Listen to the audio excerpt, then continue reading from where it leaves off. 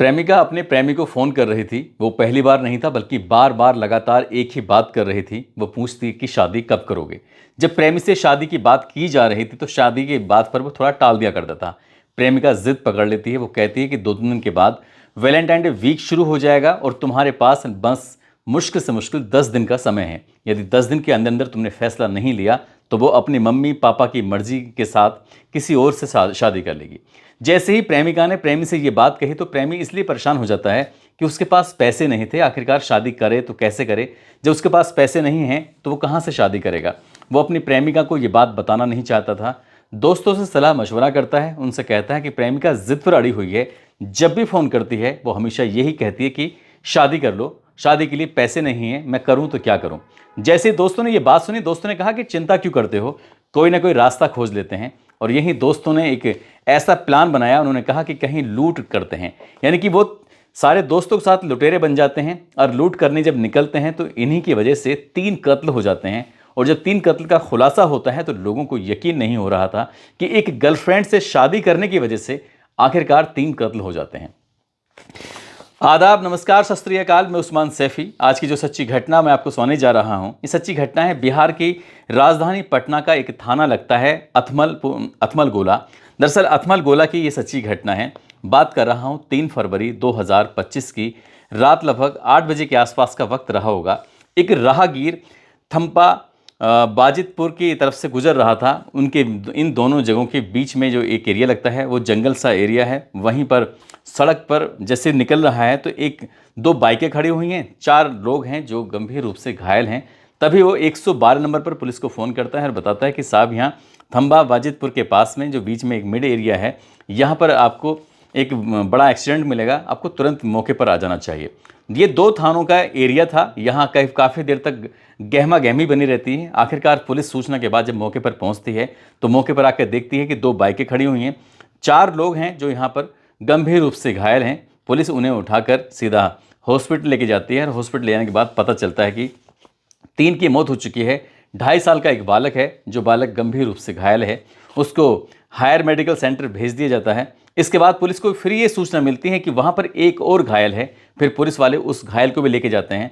हालांकि वो इतने उसे गंभीर चोट नहीं थी, लेकिन बाढ़ हॉस्पिटल से सीधा उसको पीएमसी में भेज दिया जाता है, पीएमसीएच में भेज दिया जाता है। वहाँ उसका उपचार चल रहा था।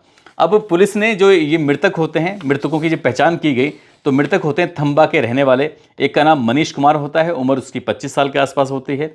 मनीष की पत्नी होती है कंचन देवी, जिसकी उम्र लगभग 22 साल के आसपास होती है। आयुष जो कि घायल होता है, जिसकी उम्र लगभग 2.5 साल के आसपास होती है। और गांव का ही, इसी गांव का रहने वाला संजीत होता है, जिसकी उम्र 22 साल के आसपास होती है। पुलिस ने इन के जो शव थे उनको पोस्टमार्टम के लिए भेज दिया और पोस्टमार्टम की जो रिपोर्ट यानी कि अगले दिन आती है 4 फरवरी 2025 को, तो पुलिस के पैरों तले ज़मीन खिसक जाती है। पुलिस सोचने पर मजबूर हो जाती है। आखिरकार जिस जगह से ये एक्सीडेंट की सूचना मिली थी, दरअसल वो एक्सीडेंट तो था ही नहीं, बल्कि वो एक ऐसी घटना थी, वहाँ पर किसी धारदार हथियार से इन्हें लोगों को बार बार मारा गया था, जिसकी वजह से इनकी मौत हो जाती है। अब जो व्यक्ति घायल है, जो बड़ा है, जिसका नाम नवीन कुमार है, वो उस जो फुलेलपुर गांव का रहने वाला होता है, उससे पूछताछ करती है पुलिस। तो वो बताता है कि हम लोग, यानी कि उसका दोस्त है संजीत और ये नवीन कुमार, ये निकले हुए जा रहे थे। अचानक ही 4-5 लोग हमला कर देते हैं और इसके हाथ में एक मोबाइल होता है, मोबाइल को छीन रहे थे। इसी बीच में मनीष कुमार अपनी पत्नी कंचन देवी और 2.5 साल के बालक आयुष के साथ वो अपने जिला नालंदा के रामपुर से अपने ससुराल से वापस अपने गाँव थम्बा आ रहा था। और रास्ते में देखा कि जब लड़ाई झगड़ा हो रहा था तो वो अपनी बाइक रोकता है, क्योंकि उसी के गांव का संजीत होता है।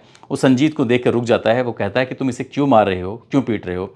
जब उसने विरोध किया तो उन हमलावरों ने न केवल संजीत पर हमला किया बल्कि दंपति और उसके बेटे पर भी हमला कर दिया। वो भी बीच बचाव में आता है तो उसको भी चाकू मारे गए थे, लेकिन वो वहाँ से भाग जाता है और जब दूर जाकर वो बेहोश होकर गिर जाता है। पुलिस ने जब ये बात सुनी, पुलिस को लगता है कि शायद कुछ ना कुछ गड़बड़ है, लेकिन पुलिस इस मामले की जांच पड़ताल करती है तो पता चलता है कि जो उसका मोबाइल था वहीं घटनास्थल पर मिल जाता है। लुटेरे वो जो थे वो उसका मोबाइल लेके नहीं जाते। आखिरकार पुलिस ने उस जो नवीन कुमार होता है उसके मोबाइल की सीडीआर निकलवाती है और सीडीआर निकलवाने के बाद कुछ ही घंटों पहले 2-4 लोग हैं, उनसे इनकी बातचीत चल रही थी। उनमें से एक व्यक्ति होता है जिसका नाम गैनारी उर्फ गेंडा होता है। पुलिस उसको हिरासत में लेती है, उससे पूछताछ करती है। वो पुलिस के सवालों के सामने ज़्यादा देर टिक नहीं पाता। जब पुलिस उसे सख्ती से पूछताछ करती है तब वो चौंकाने वाली कहानी बताता है। दरअसल वो गैनारी बताता है कि संजीत कुमार जो उसका दोस्त है, उसके दोस्त की जो गर्लफ्रेंड होती है, जो नालंदा की रहने वाली होती है, वो लगातार फ़ोन करती थी और फ़ोन करने के बाद कहती थी कि तुम्हें जल्द से जल्द फैसला लेना चाहिए, शादी करनी ही होगी। अगर तुम शादी नहीं करोगे तो वो कहीं और शादी कर लेगी। जब लगातार संजीत पर दबाव बन रहा था, संजीत के पास पैसे थे नहीं, संजीत परेशान हो जाता है। वो कहता है कि ठीक है, मैं अपने कुछ इंतज़ाम करता हूँ। तभी इसने गैनारी से बातचीत की। गैनारी से कहा कि गैनारी, जो गर्लफ्रेंड है बहुत ज़्यादा परेशान कर रही है, लगातार फ़ोन कर रही है, शादी का दबाव बना रही है, अब ऐसी स्थिति में क्या किया जाए।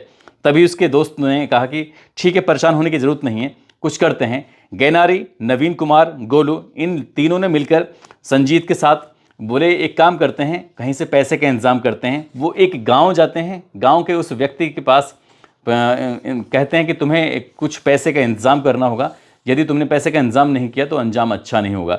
जब उससे पैसे की बात की जाती है तो वो व्यक्ति कहता है कि मेरे पास ज़्यादा पैसे नहीं हैं और मैं दे नहीं पाऊंगा कुछ भी, तो उसने पैसे देने से मना कर दिया। ये मायूस होकर वहाँ से लौट आते हैं। वापस जब आ रहे थे, जब ये थंबा और वाजिदपुर मार्ग पर जा रहे थे, अचानक ही सामने से दंपति यानी कि मनीष कुमार अपनी पत्नी कंचन देवी और बेटे आयुष के साथ बाइक से आ रहे थे। इन्होंने रास्ते में, यानी कि संजीत कुमार और उसकी टीम ने रास्ते में उसको रोक लिया, मनीष कुमार को। जैसे मनीष कुमार को रोका, उसके जेब में जो कोई पैसे थे, उसका जो सामान था, उसको लूटपाट करने की कोशिश करने लगे। इसी बीच में मनीष कुमार ने अपने ही गांव के उस संजीत कुमार को पहचान लिया। उससे कहा कि तुम तो मेरे गांव के ही लड़के हो, तुम्हारा नाम संजीत कुमार है। तो जैसे ही संजीत कुमार ने ये बात सुनी, संजीत कुमार ने कहा कि वहाँ से, मतलब अपने बहाना बनाने लगा और वहाँ से भागने की वो कोशिश कर रहा था।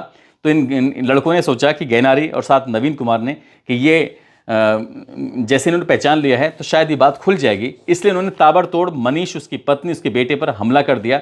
अब इस बीच में संजीत बार बार विरोध कर रहा था कि तुम इन्हें क्यों मार रहे हो, इनका कोई कसूर नहीं है, पहचान लिया तो क्या हुआ, ये माफ़ कर देगा, इस तरह की बातें कर रहे थे। संजीत बार बार अपने उन साथियों से मना कर रहा था, लेकिन साथियों ने साफ साफ इनकार कर दिया। साथियों ने पहले तो, यानी कि नवीन कुमार ने पहले तो हत्या कर दी मनीष की, बाद में कंचन की हत्या की, और जो विरोध कर रहा था संजीत कुमार, फिर उसको भी नवीन कुमार ने चाकुओं से मारना शुरू कर दिया।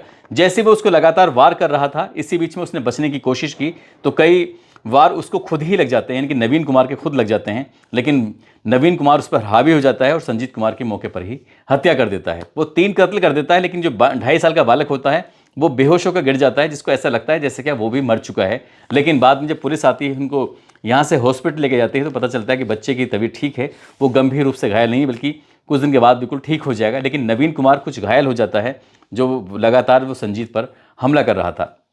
पुलिस ने इस घटनाक्रम का जब खुलासा किया तो पुलिस को बड़ी हैरानी हो रही थी, और जब अखबारों में, सोशल मीडिया वगैरह पर खबर चलती है तो लोगों को भी बहुत हैरानी हो रही थी कि आखिरकार एक गर्लफ्रेंड से शादी करने की वजह से वो लड़का लुटेरा बन जाता है, और न केवल लुटेरा बनता है बल्कि 2 कत्ल हो जाते हैं उसकी वजह से, और बाद में उसका भी, खुद का भी कत्ल हो जाता है। पुलिस ने इन सारे आरोपियों को गिरफ्तार किया।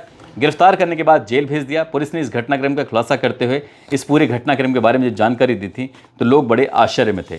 दोस्तों, इस पूरे घटनाक्रम को सुनाने का उद्देश्य भी किसी को परेशान करना नहीं है, किसी का दिल दुखाना नहीं है, बल्कि आपको जागरूक करना है, आपको सचेत करना है, आपको बताना है कि गलत रास्ते अच्छे ज़रूर होते हैं, शॉर्टकट होते हैं, क्योंकि ऐसा लगता है कि ये सब कुछ बढ़िया है, आसानी से पार हो सकता है, लेकिन गलत रास्ते की जो सीमा होती है वो बहुत छोटी होती है, जल्द ही पकड़ में आ जाते हैं। जैसे संजीत कुमार ने जो रास्ता अपनाया था लूट करने का, उसके बाद उसकी भी खुद की मौत हो जाती है, और उसी की वजह से 2 बेकसूर लोगों की हत्याएं हो जाती हैं। न केवल उनकी हत्या होती है, बल्कि 2.5 साल के बालक की परवरिश कैसे होगी, इस पर भी कई तरह के सवाल खड़े हो जाते हैं। बाकी जो लड़के होते हैं उनकी ज़िंदगी सलाखों के पीछे गुजरेगी, और एक गर्लफ्रेंड जो शायद कहीं दूसरी जगह अपनी मर्जी से शादी कर लेगी। दोस्तों, जाते जाते गाज़ियाबाद के रहने वाले हैं मीनू, इनका बेटा है इजहान, आज इनका जन्मदिन है। इनको जन्मदिन की ढेरों सारी शुभकामनाएं, बहुत बहुत मुबारकबाद। साथ ही आयान कुमार हैं, आज इनका भी जन्मदिन है, इनको भी जन्मदिन की बहुत बहुत शुभकामनाएं, बहुत बहुत मुबारकबाद। साथ ही कुछ लोगों ने नाम लेने की अपील की है, जिसमें अनवर हुसैन है, सुरेश चंद गौतम, शमशाद खान, मोहम्मद अल्ताफ़, मोहम्मद हाशिम, ब्रजेश कुमार, अंकुश सैन, अरशद राव, विष्णु कुमार, दिलावर सैफ़ी, गौतम मेहरा, रविंद्र यादव, विशाल चौधरी, लाखन सिंह, सूफियान खान, अजय मौर्य, रवि कुमार। आप सब लोग अपना ख्याल रखें, सुरक्षित रहें। जय हिंद, जय भारत।